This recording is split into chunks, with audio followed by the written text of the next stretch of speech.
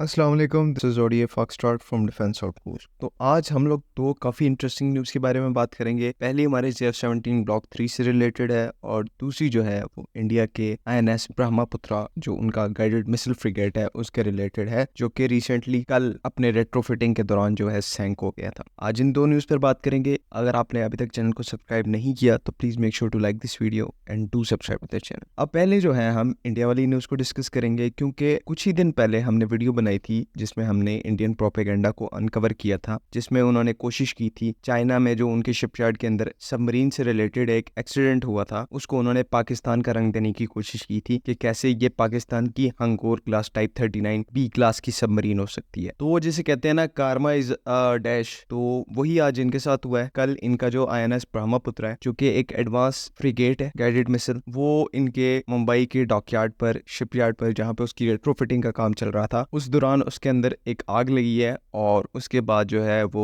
एक साइड को टिल्ट होकर डूब गया है। अब आप यहाँ पर इनकी इनकॉम्पिटेंस और मैन्युफैक्चरिंग डिफेक्ट्स देखें कि एक सिर्फ छोटी सी आग लगी है शिप पे जिसकी वजह से वो एक शिप पूरी डूब गई है। देखें, मिलिट्री ग्रेड की जो वॉरशिप होती है ना, वो स्पेशली फायर रिडेंटेंट होती है और उसमें इस तरह के एडिशनल प्रोटोकॉल्स होते हैं कि अगर छोटी मोटी आग लग भी जाए ऑन बोर्ड तो उस पर काबू पाया जा सके और वो शिप की सर्वाइवेबिलिटी को या एग्जिस्टेंस को नुकसान न पहुंचाए। लेकिन यहाँ पर ऐसा पता नहीं क्या हुआ कि सिर्फ छोटी सी आग से वो जो है पूरी शिप डूब गई। हो सकता है ये कोई इनसाइडर जॉब हो या सैबोटाज हो, ऐसा भी हो सकता है, इसकी भी पॉसिबिलिटी है, इसको भी नकारा नहीं जा सकता। क्योंकि शिप जब डूबती है ना, उसकी मेन रीजन कहीं ना कहीं ये होती है कि आपका हल ब्रीच हुआ हो। शिप के मेन फ्रेम को जो कि उसको पानी की सतह पर फ्लोट रखता है वो उसका हल होता है। जब हल डैमेज हो जाए तब शिप डूबना शुरू होती है, ये डूब जाती है। तो हो सकता है किसी ने इसके हल पे एक्सप्लोजिव्स लगा के इसको सैबोटाज किया हो, इसकी भी पॉसिबिलिटी है। और कुछ लोग ये कह रहे थे कि ये पता नहीं कोई नई किस्म का वाकया हुआ है। एक दो दिन पहले ये चाइना और पाकिस्तान के शिपयार्ड्स पर हंस रहे थे कि कैसे सबमरीन का एक्सीडेंट हुआ है और आज इनके खुद की शिपयार्ड में ऐसा वाकया हो गया जिसमें पूरी शिप डूब गई। इन शॉर्ट, ये जो एक्सीडेंट है ये इंडिया की शिप बिल्डिंग कैपेबिलिटीज पर एक बहुत बड़ा क्वेश्चन है।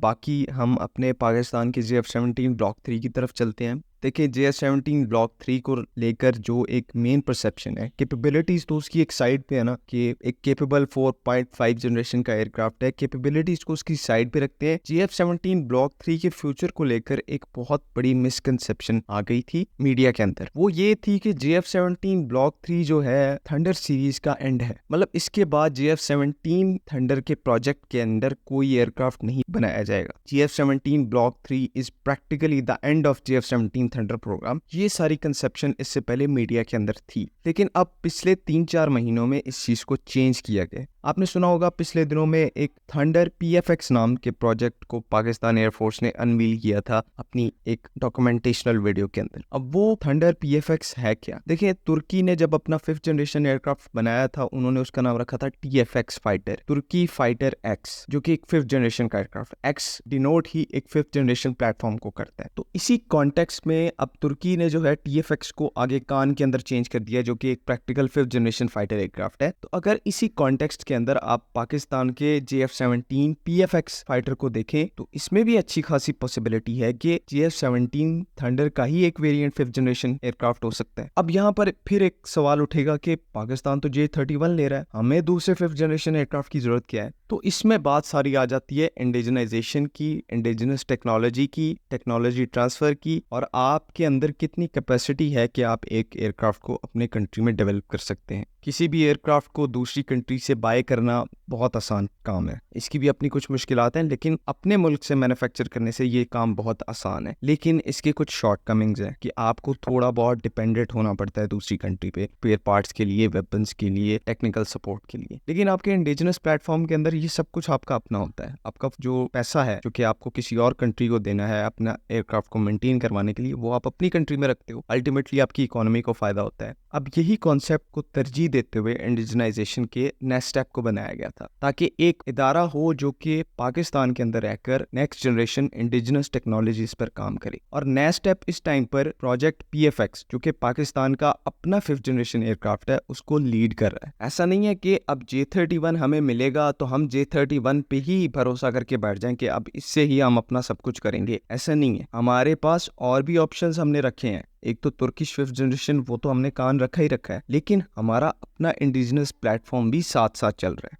और मज़े की बात ये है कि ये सब प्रोजेक्ट जो है हमारा अपना फिफ्थ जनरेशन का, ये JF-17 थंडर प्रोजेक्ट के ही अंदर आता है। मतलब कि आप इसको इसका ब्लॉक 4 या फिर ब्लॉक X भी कह सकते हैं। यहाँ पर एक वाज़ेह अप्रोच नज़र आ रही है कि कैसे सिस्टमेटिकली पहले हम लोगों ने अपना एक फिफ्थ जनरेशन का फॉरेन प्लेटफॉर्म उसको कंफर्म किया कि अगर कुछ नहीं होता तो ये प्लेटफॉर्म हमारे पास आएगा ही आएगा। फिर हमने आहिस्ता आहिस्ता अपने इंडिजिनस प्रोजेक्ट को परवान दी, नेशनल सिक्योरिटी भी कॉम्प्रोमाइज नहीं हुई और हमारा जो इंडिजिनाइजेशन का मकसद है वो भी पूरा हो रहा है। अब अगर आप इसको इंडिया से कंपेयर करें तो कल परसों उनके जो एयर वाइस मार्शल हैं उन्होंने मीडिया पे आकर ये चीज़ कही कि इंडिजिनाइजेशन बिल्कुल एक ज़रूरी एस्पेक्ट है, लेकिन इसकी वजह से नेशनल सिक्योरिटी को कॉम्प्रोमाइज़ नहीं करना चाहिए। इस टाइम पर ये उनका मेन कंसर्न बन चुका है, क्योंकि उनके ऊपर इंडिजिनस टेक्नोलॉजी मुसल्लत की जा रही है इंडियन गवर्नमेंट की तरफ से, और वो चाहते क्या है, एक फॉरेन केपेबल प्लेटफॉर्म हो जिसके ऊपर वो रिलाई कर सकें, बिकॉज पाकिस्तान से जो कॉम्पिटिशन है वो काफ़ी टफ आ रहा है इनको। अब यहाँ पर आपको एक क्लियर डिफरेंस नजर आ रहा होगा अप्रोच के अंदर।